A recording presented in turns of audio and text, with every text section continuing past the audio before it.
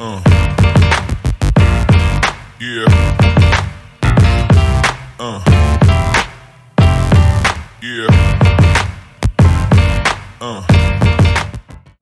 Palavras de Radiância por Brandon Sanderson. Livro 2 do Relato da Guerra das Tempestades.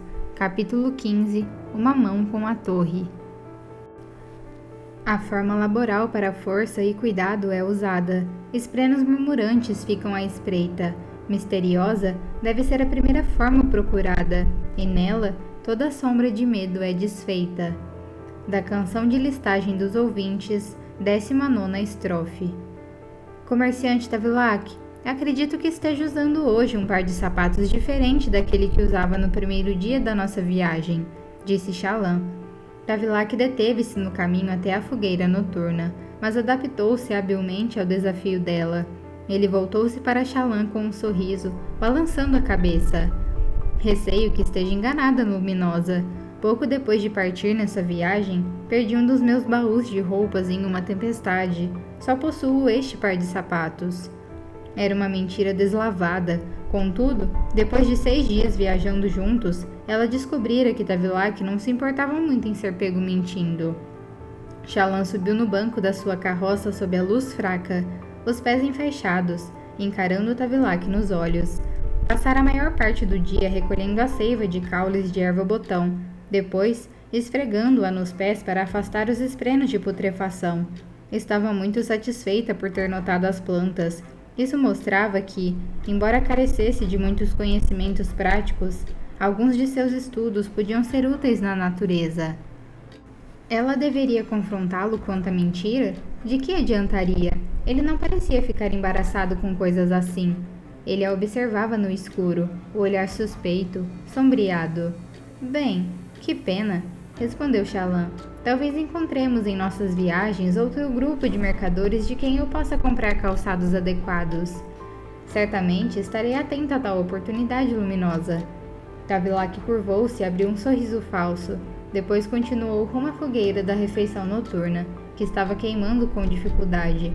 Eles estavam sem madeira, e os parchemanos haviam saído em busca de mais. Mentiras, disse Padrão em voz baixa, sua forma quase invisível no assento ao lado dela. Ele sabe que, se eu não puder caminhar, serei mais dependente dele. Tavilac se instalou ao lado da frágil fogueira. Ali perto, os chules, soltos das suas carroças, perambulavam pesadamente, esmagando minúsculos petrobulbos sob seus pés gigantescos. Eles nunca se afastavam muito. Tavilac começou a sussurrar junto com Teg, o mercenário.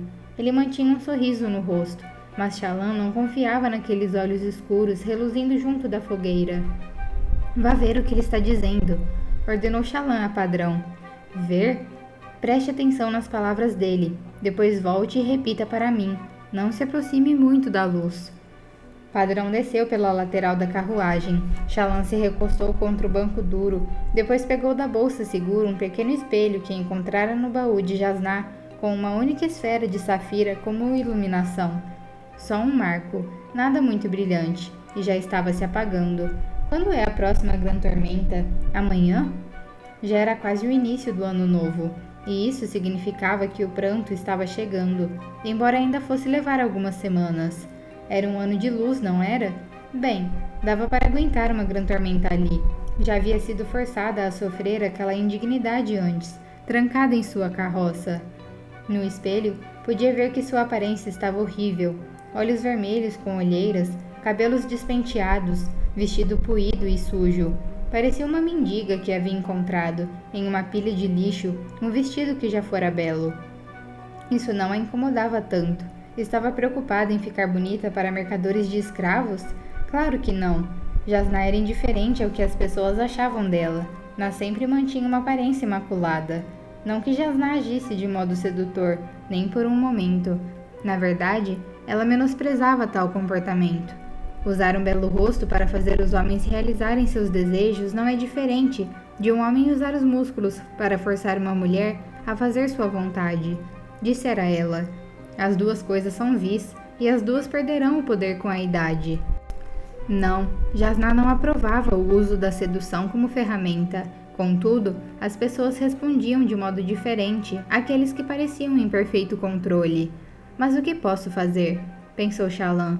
Não tenho maquiagem, nem mesmo tenho sapatos. Ela pode ser alguém importante, disse a voz de Tavilac, abruptamente perto dela. Shallan pulou, então olhou para o lado, onde o padrão pousara no assento. A voz vinha dali. Ela é encrenca, disse a voz de Teg. As vibrações de padrão produziam uma perfeita imitação. Ainda acho que deveríamos abandoná-la e ir embora. Felizmente para nós, essa decisão não é sua, disse a voz de Tavilac. Cuide do jantar. Eu cuido da nossa pequena companheira Olhos Claros. Alguém está sentindo falta dela. Alguém rico. Se pudermos levá-la de volta a essa pessoa, Teg, isso pode finalmente nos tirar do buraco. Padrão imitou o som de fogo crepitando por algum tempo. Depois ficou em silêncio. A reprodução precisa da conversa foi maravilhosa. Isso pode ser muito útil, pensou Shallan. Infelizmente, teria que tomar alguma atitude em relação a Tavilac. Não podia permitir que ele a considerasse algo a ser vendido de volta para quem estivesse dando falta dela.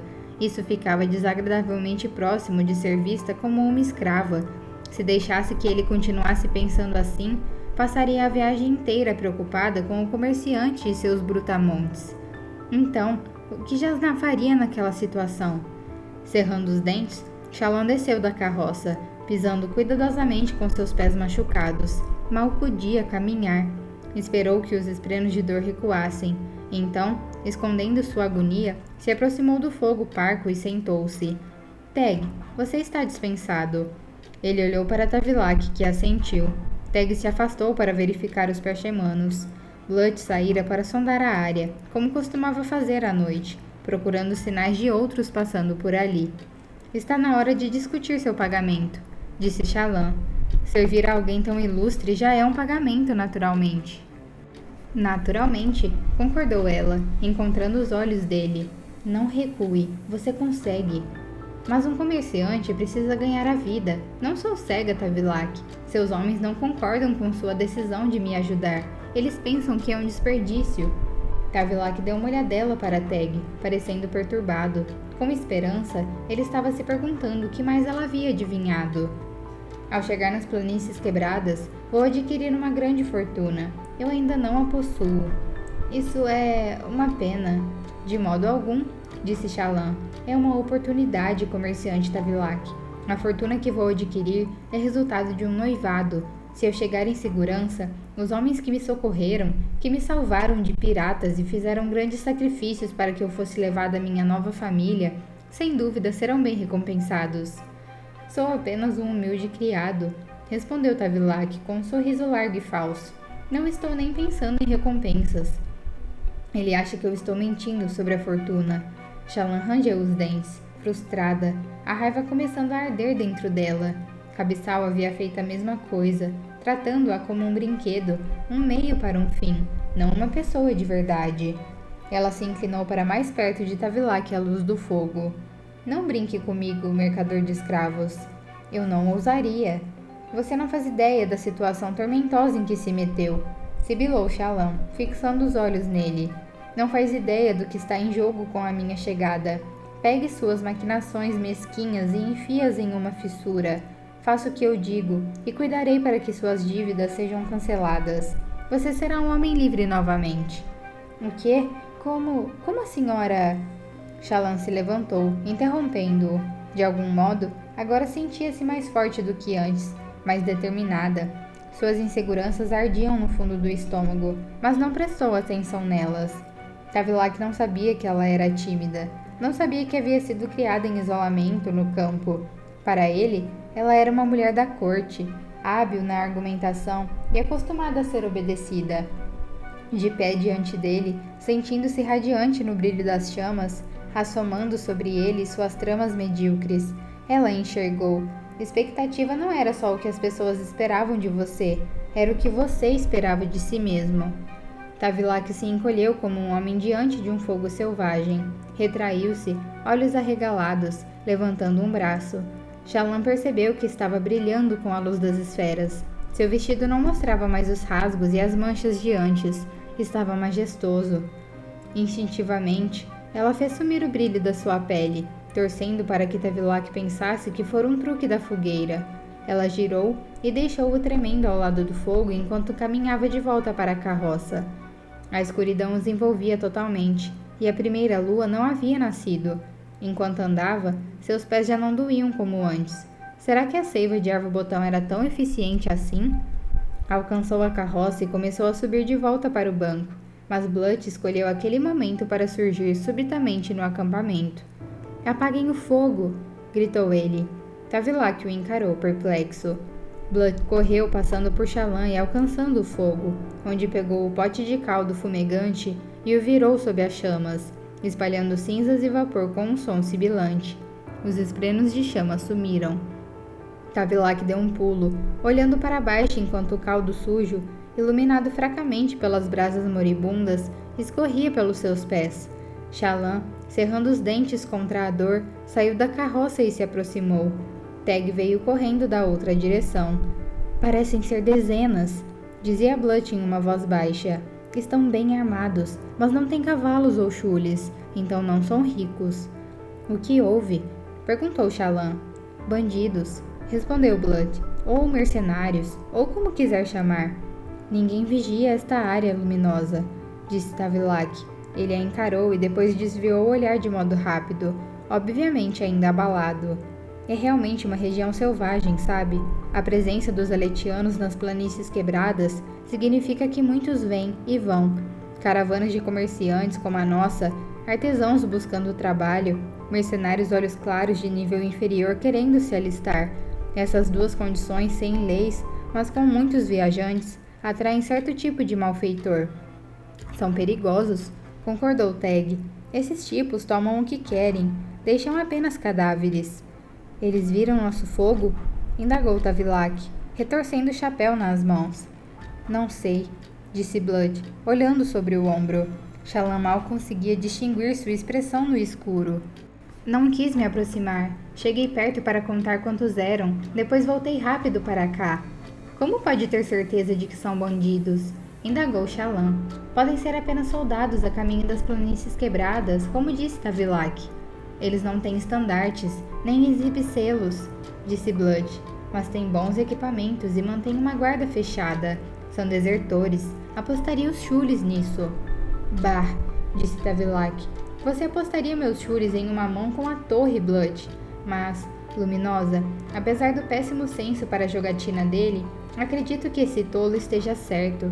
Temos que colocar arreios nos chules e partir imediatamente.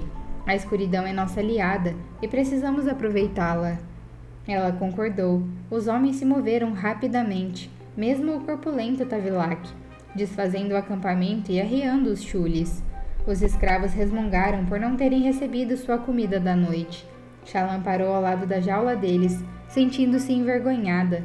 Sua família possuía escravos, e não apenas parchemanos e fervorosos, escravos comuns. Na maior parte, eram basicamente olhos escuros sem direito de viajar. Aquelas pobres almas, contudo, estavam doentes e meio mortas de fome. "Você está a apenas um passo de ficar presa nessas gaiolas, Chalan", pensava ela com arrepio enquanto Tavilac passava, lançando pragas contra os prisioneiros. "Não, ele não ousaria colocar você ali, apenas a mataria."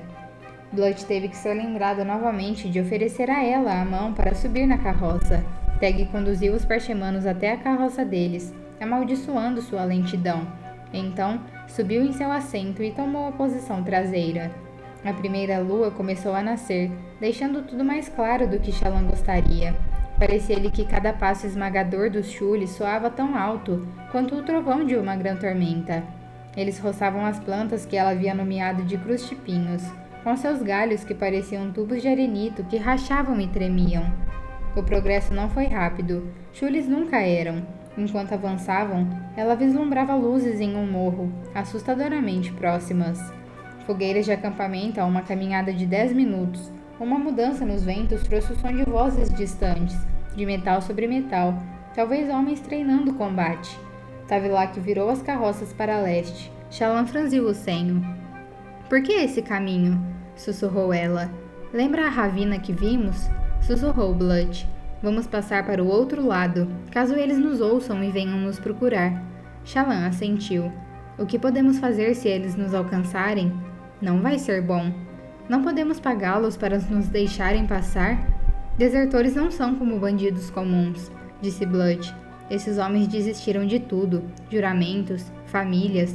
Quando você deserta, acaba arrasado, disposto a fazer qualquer coisa porque já desistiu de tudo que se importava em perder. Uau, disse Shallan, olhando sobre o ombro.